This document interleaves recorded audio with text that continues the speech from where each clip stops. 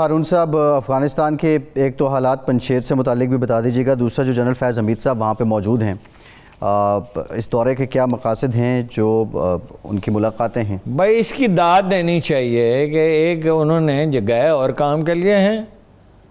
مطلب یہ تو کہ چھوٹا سا کام تھا نا اپنے سفیر سے ملنا، منظور علی خان سے. تو وہ چائے کی پیالی مسکراتے ہوئے پی رہے ہیں اور اسے اتنا امپیکٹ کریٹ ہوا ساری دنیا میں، انڈیا میں کوہرام مچا ہوا. یہ ہے نفسیاتی جنگ جو جیت لی پاکستان کہ بھئی اپنی طفیلی حکومت وہاں کھڑی کر دی. کوئی طفیلی حکومت نہیں ہے. طالبان اپنی مرضی پہ چلیں گے، اپنی مرضی کی حکومت بنائیں گے. البتہ یہ ضرور ہے کہ ان سے بات جو کرنے کے لیے آبویسلی وہ گئے ہیں. دیکھیے جرمنی کا وزیر خارجہ آیا، برطانیہ کا، ہالینڈ کا، اٹلی کا آ گیا آنے والا. اچھا وہ اور آئیں گے اور لوگ بھی آئیں گے. تو بات تو ان سے کریں گے کہ جو اندیشے دنیا کو ہیں سیکورٹی کے، پاکستان کو، خود پاکستان کو ہیں، چین کو ہیں اور مغرب کو ہیں. لیکن وقت کا دھارا عجیب بات ہے کہ طالبان کے حق میں بہہ رہا ہے. یعنی جو خبریں آئی ہیں دو آج وہ حیران کن ہے. ہم سمجھ رہے تھے کہ بڑے اختلافات ہیں، حکومت بنانے میں بڑی دشواری ہوگی. اختلافات ختم ہو گئے. حکومت کا اعلان کسی وقت بھی متوقع ہے. یہ ظاہر ہے کہ نچلا کیڈر تو صرف نفاذ شریعت چاہتا ہے. انہوں نے جانیں اسی لیے دی ہیں. ایک عام آدمی ہے، معمولی پڑھا لکھا ہے، کسان ہے یہ بیسیکلی موزے تنگ کی لانگ مارچ کی طرح. یہ کسان ہے، یہ جنگجو نہیں ہے، یہ دہشت گرد نہیں. جنگ انہوں نے میدان جنگ میں سیکھی. دوسرا یہ انکشاف ہوا بڑا دلچسپ کہ چین کل سے اشارے تو مل رہے تھے پرسوں سے کہ چینیوں کی اور طالبان کی انڈرسٹینڈنگ بہت پرانی اور بہت گہری ہے. جی چنانچہ وہ امریکی کارڈ ہی بیکار ہو گیا.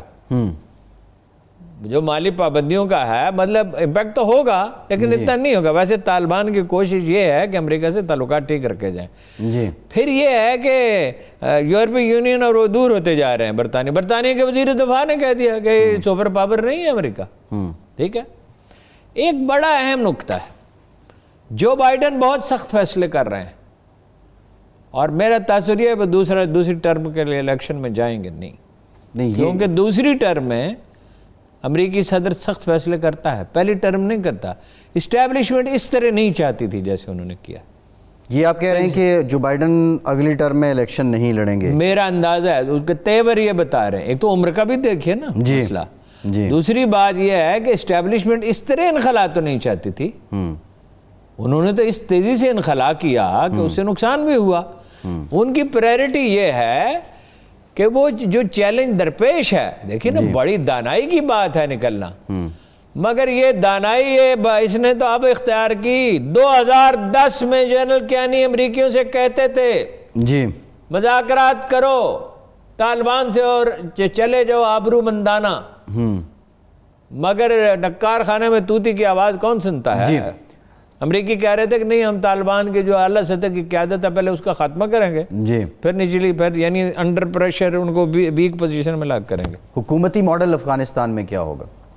جیسے ایران میں قریب فرق یہ ہے کہ وہ ایک اور مکتب فکر ہے، یہ ایک اور مکتب فکر ہے. یہ قدامت پسند ہیں. وہ وہاں تعلیم کی سطح بہت زیادہ ہے. ویسے تو ایرانیوں کے بھی حال یہ ہے کہ 8 کروڑ کی آبادی میں 1,10,000 آدمی کرونا سے مرے ہیں. مینجمنٹ تو وہاں بھی پور ہے. لیکن ایران ایک بہرحال ایک پرانی تہذیب ہے، پرانا ملک ہے. یہ تو 250 سال پرانا ملک ہے اور رکھ رکھاؤ ہے. ایک ہی مکتب فکر کے لوگ ہیں، جدید تعلیم یافتہ ہیں. اتنی تقسیم تو ہے، اتنی نہیں. دیکھیے یہ جو جمہوریت کا رونا صبح سے شام تک رویا جاتا ہے، یہ کلیشے ہے. یہ مطلب کبھی کبھی تو یہ بالکل خرافات ہی لگتی ہے. چین میں ترقی ہوئی بغیر جمہوریت کے. ہر ملک کا اپنا میں یہ نہیں کہتا کہ وہ نظام اچھا ہے. نظام تو وہی اچھا ہے جس میں 2 چیزیں ہوں علاوہ علم کے. علم ہے اصل چیز، اخلاقی تربیت ہے اصل چیز، جس میں آزادی بھی پوری اور ڈسپلن بھی پورا ہو. محض آزادی تو حیوانی، انسان کو حیوان بناتی ہے، نری آزادی. اور محض ڈسپلن جو ہے وہ آدمی کی صلاحیت بروکار آنے نہیں دیتا. ترکی میں اور طرح کی جمہوریت ہے، ملائیشیا میں اور طرح کی جمہوریت ہے، چین میں بھی ایک طرح کی جمہوریت ہے. پارٹی میں کنسلٹیشن ہوتی ہے. یعنی انہوں نے انسینٹو سسٹم بھی دے دیا اور تاحیات کوئی آدمی نہیں رہتا بالعموم. ٹھیک ہے. کچھ تو وہ یہ اپنا ان کا ماڈل ہوگا، اس کو وہ مطلب شورائی ماڈل کہتے ہیں، ہاں جی، امارات اسلامی. لیکن ہم یہ نہیں کہہ سکتے کہ ہمیشہ یہ نظام اسی طرح رہے گا، جی یہ ارتقا پذیر ہوگا. تعلیم کا ریشو بڑھ گیا. ٹھیک ہے ہارون صاحب، کچھ کراچی کی بات کر لیتے ہیں. یہ کیا ماجرا ہے؟ بارش جب بھی ہوتی ہے کراچی کے مسائل امنڈ آتے ہیں. بڑی سادہ بات، 3000 ارب روپے کراچی ٹیکس دیتا ہے. انڈسٹری تو کراچی میں ہے. جی 33% of the whole income tax. Pakistan کی آبادی ہے 23 کروڑ، وہاں رہتے ہیں 2 کروڑ کم از کم. 33% انکم ٹیکس کراچی سے ملتا ہے. 3000 ارب روپے ٹیکس جمع ہوتا ہے، اس کا صرف 1.7% کراچی پہ خرچ ہوتا ہے، 50 ارب روپے. جی جبکہ آج سے 20 سال پہلے نعمت اللہ خان سے لے گئے تھے 40 ارب پہ، اور یہ بھی لے گئے تھے اپنا مصطفیٰ کمال صاحب کو تو ڈھونڈے لائن پہ. جی بات تو مصطفیٰ ان سے کمال صاحب کرنی ہمارے ساتھ لائن پہ موجود ہیں. ہاں، بات کریں نا. جی مصطفیٰ صاحب شکریہ آپ کے وقت کا. مصطفیٰ یہ بھی ہارون صاحب نے بات کی ہے کہ 3000 ارب روپے آپ سالانہ ٹیکس دیتا ہے آپ کا شہر، لیکن آپ کے مسائل تو جو وقت گزر رہا ہے بڑھتے ہی جا رہے ہیں. خاص طور پہ یہ جو بارش کا مسئلہ ہے، اس کا کیا حل ہے؟ میں تو شکر ادا کرتا ہوں کہ ہارون صاحب کے بارش ہو جاتی ہے تو ہمارے اوپر کوئی بات ہو جاتی ہے، پاکستان میں حکمرانوں کو اور ملک چلانے والوں کو پھر کراچی پر توجہ آ جاتی ہے. ورنہ بارش نہ بھی ہو تو کراچی والوں کا یہی حشر ہے. آپ کو پتا ہے کراچی میں NH 249 کا ایک حلقہ ہے، بلدیہ ٹاؤن اور اس کے گرد و نواح. لاکھوں غریب لوگ رہتے ہیں وہاں پہ. سال میں 6 گھنٹے کے لیے پانی آتا ہے، پورے سال بھر میں. ہر سال میں 6 گھنٹے کا پانی ہارون صاحب، سال میں ہر 2 مہینے کے بعد 1 گھنٹے کا پانی.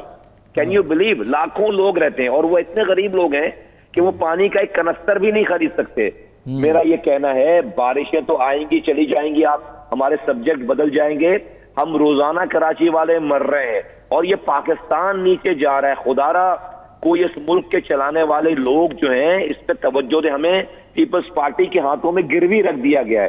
ایسا لگتا ہے کہ کوئی پوچھنے والا نہیں ہے، کیونکہ عمران خان صاحب کوئی وفاقی حکومت کو کامیابی سے چلانا ہے تو ہم اس کا تاوان پیش کر رہے ہیں یہاں پر. بھائی چلائیں وفاقی حکومت عمران خان صاحب، لیکن اتنی کمپرومائزز نہ کریں جہاں سے ہم پاکستان کو نقصان ہو. ہارون صاحب بارش تو ابھی آئی اور بارش پہ کیا بات کریں؟ ہر سال یہی بات ہوتی ہے، لوگ آتے ہیں بارش، لوگ مر جاتے ہیں، پھر بات ہوتی ہے. کراچی میں بلدیاتی نظام دیں خدا را، لوگوں کو اپنی حق رائے دیں، لوگوں کے منتخب نمائندوں کو اختیارات دیں، وسائل دیں. کراچی ٹھیک ہو جائے گا جیسے کراچی پہلے ٹھیک تھا. ابھی آپ نے ایڈمنسٹریٹر لگا کے کراچی چلا رہے ہیں. کل کو وزیر اعلیٰ کا اگر الیکشن کا ٹینیور ختم ہو جائے اور میں کہوں کہ بھائی وزیر اعلیٰ کے بجائے بھی سندھ کے حالات صحیح نہیں، الیکشن کرانے کے ایڈمنسٹریٹر لگا دو، کیسا لگے گا آپ کو؟ وزیر اعظم کے ٹینیور ختم ہو، آپ وزیر اعظم کے بعد الیکشن نہ کرائیں، ایڈمنسٹریٹر لگا دیں پاکستان میں، آپ کا آئین خطرے میں پڑ جائے گا، اسلام خطرے میں پڑ جائے گا، ملک خطرے میں پڑ جائے گا. سوال یہ ہے مصطفیٰ کمال صاحب، سوال یہ ہے کہ آئین کا حصہ ہیں بلدیاتی ادارے. کوئی نہیں جاتا سپریم کورٹ میں. آپ نے مجھے دوپہر سے جب میری آپ سے بات ہوئی تو آپ نے کہا کوئی صاحب گئے ہوئے ہیں. بھائی اس طرح جانے کا کیا فائدہ ہے؟ سول سوسائٹی، پولیٹیکل پارٹیز، خاص طور پہ کراچی کی پولیٹیکل پارٹیز اور لاہور بھی، پشاور بھی، ملتان بھی، کوئٹہ بھی، گجرانوالہ بھی، لوگ پریشر بلڈ کریں. بھائی آئین میں لکھا ہوا بلدیاتی ادارے، اس کا تجربہ بھی ہو چکا. پختونخوا میں 30% بجٹ ان کو دیا تھا، اس کے اثرات بھی آئے، دگنی سیٹیں انہوں نے جیت لی. یہ ایک مہم کیوں نہیں چلاتے سیاستدان؟